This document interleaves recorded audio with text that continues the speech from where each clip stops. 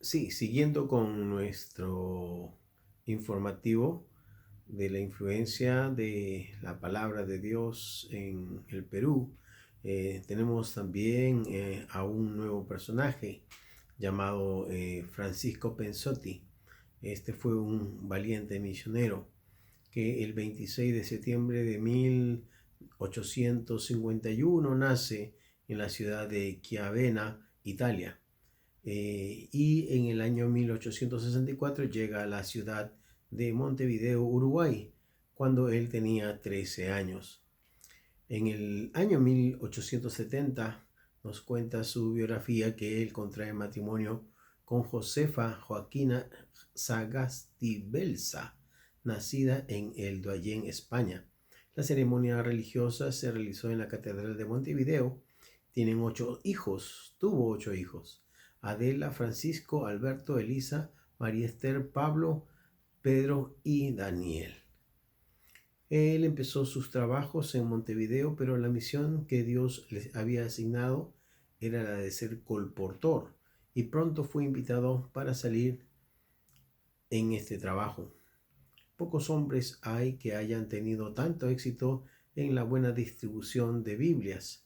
No hay país en la América Latina que él no haya visitado. Con su bolso en una mano y una Biblia en la otra, iba golpeando las puertas siendo un mensajero de paz a todos aquellos a quienes él encontraba. Fue insultado y perseguido, nunca conoció el desaliento, viajando constantemente en trenes, en mulas y a veces a pie, sufriendo hambre, durmiendo en el suelo y conociendo mil clases de situaciones difíciles. Su vida es una larga serie de incidentes y anécdotas conmovedoras. Una vez, cuando se dirigía a Bolivia, al pasar por la ciudad de Rosario de Santa Fe, fue hospedado por uno de los pastores de la ciudad, quien le decía: no sigas con tu viaje, alegando que aún no había llegado la hora de ir tanto al interior. Hacía poco que un colportor llamado José Mongiardino había sido cruelmente asesinado en Bolivia y sepultado como hereje fuera de los límites del cementerio de Cotagaita. No vaya, Pensotti, no vaya, Pensotti, era el consejo que muchos le daban. Pensotti empezó a dudar, no quería tentar a Dios con un acto imprudente ni desobedecerle por cobardía. Se encerró en su cuarto y de rodillas se puso a orar, pidiendo la dirección de Dios. Había una lucha en su interior y él quería que triunfase la voluntad de su Padre Celestial, al cual él servía. Mientras estaba orando, una señorita cristiana que nada sabía de la lucha interior de Pensotti se puso a tocar el piano en la habitación del costado y a cantar con voz firme y melodiosa el himno que dice así: no os detengáis, no os detengáis, nunca, nunca, nunca. Cristo, por salvarnos, dio su sangre cuando Él murió. Estas palabras fueron para Pensotti como una orden directa dada por su capitán y señor.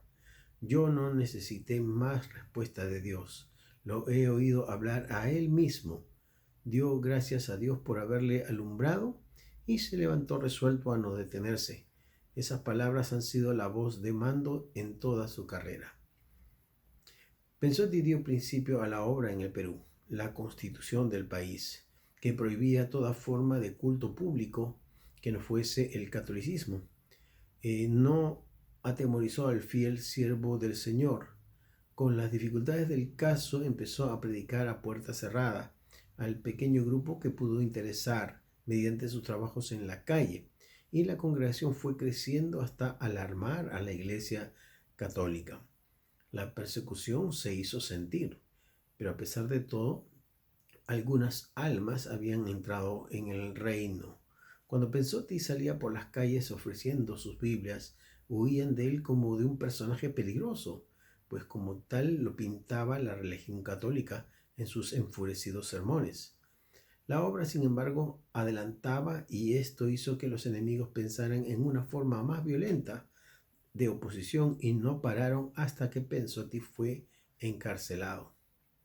Entró en la cárcel del Callao el 26 de julio de 1890 y permaneció dentro de las rejas encerrado en un edificio húmedo y oscuro hasta el 28 de marzo de 1891.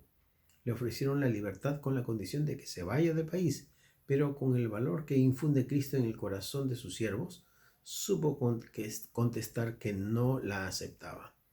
El proceso produjo un gran malestar en los ánimos de todos, y era el tema de todas las conversaciones. La prisión de un evangelista en el país libertado por hombres importantes como San Martín y Bolívar en los últimos años del siglo de la independencia vino a demostrar que los hijos de la libertad aún no han concluido esa tarea. Pero el Perú contaba con ciudadanos nobles y enérgicos que no podían permitir que cayese esa situación sobre su país. Y la opinión pública empezó a ponerse del lado de la justicia. El proceso pasó por todas las instancias hasta que por fin el juez doctor Porra resolvió, como dijo uno de los diarios, dar la porra a los frailes y soltar a Pensotti. Las puertas de la cárcel se abrieron y Pensotti salió en presencia de un gran gentío que se había congregado para saludarle y felicitarle. No faltó una nota cómica. Pensotti iba en medio de sus dos abogados y uno de la concurrencia gritó: "Ahí va Cristo entre los dos ladrones", ¿no? En 1892 se estableció en Guatemala, desde donde visitaba todos los países de América Central. Estuvo 16 años en aquellas repúblicas y se recuerda la manera como por todas partes se encontraba personas que le recordaban con cariño y testificaban de las bendiciones recibidas por el ministerio de este gran siervo de Dios. Él regresó a Buenos Aires para ocupar el puesto de agente de la Sociedad Bíblica Americana, que dejó vacante el inolvidable don Andrés Amilne, quien le había regalado un Evangelio de Juan, y por eso fue que Pensotti se convirtió también a Cristo. Don Francisco G. Pensotti falleció en Buenos Aires, Argentina, el 24 de julio de 1925.